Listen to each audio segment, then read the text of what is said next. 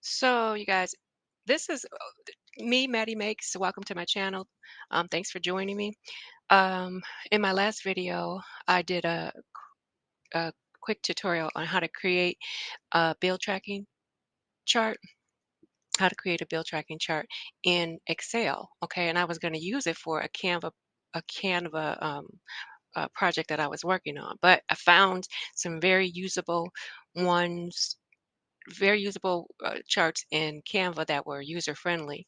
I have another video on that. So I thought I would show you what you could do with this chart though, because we kind of left it at just the design here. So I wanted to tell you that this chart is still very usable, right? So let's just pretend you would just come in here. This is highlight the whole chart and um, do your control C, which is copy, right? And then wherever you wanted to put it because it still works. So you could go to, let's say I'm going to pull up Microsoft Word. Go to Microsoft Word.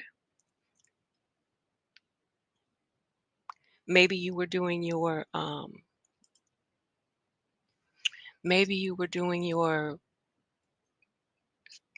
stuff in Microsoft Word, your planner or whatever. So you could still open up Word and do your Control V, and boom, there it is, you guys. There is your chart. Okay, so it's still very doable.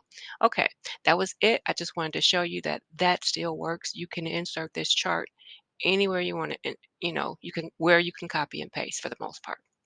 Okay. All right. That's it. That's all I have for today. Thanks for joining me and see you next time.